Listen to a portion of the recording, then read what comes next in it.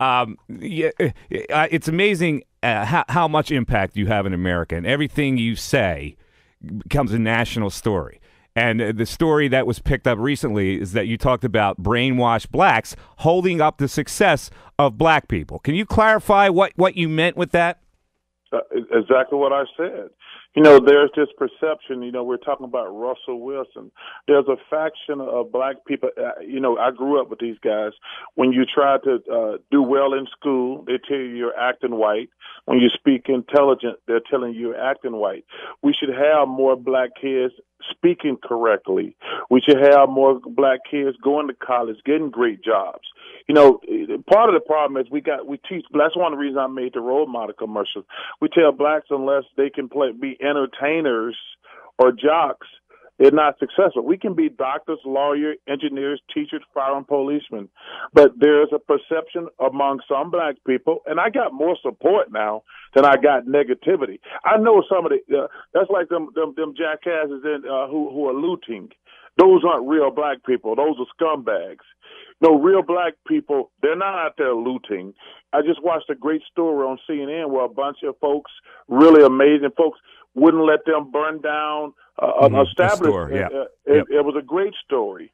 You know, I was in Philly this summer when I saw 4 black kids went in a store and left money when nobody was in the store. But unfortunately, the way the media portrays a lot of black people, we only put the negative black people on television, Mike. We don't put the good, hard-working black people. And that's what I said, and that's what I meant. There's a perception among some black people, you're not a thug, a hood rat. You don't wear your pants down by your ass. You're not black enough. And they always holding us back, plain and simple. And I ain't shutting up, and I ain't backing down.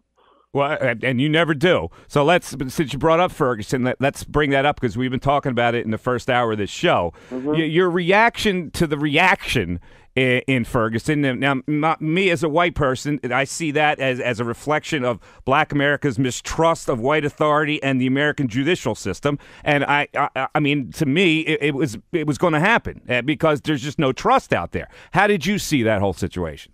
Well, I thought it was really unfortunate.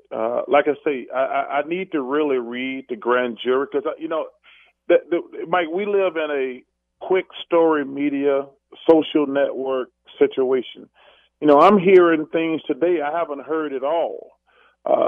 You know, that even the black witnesses said this guy came 20 feet at the officer. They were fighting inside the car and 2 bullets went off. You know, I didn't know the kid came. I mean, the blood splatter, so the guy came at the cop 20 feet. I'm not saying who's right or wrong.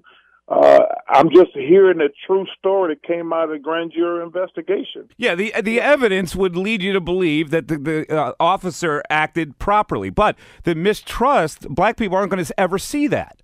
And that's where the problem lies. Well, but let me just say this, man. I think we have to be I know I'm black, but I'm going to try to always be honest and fair.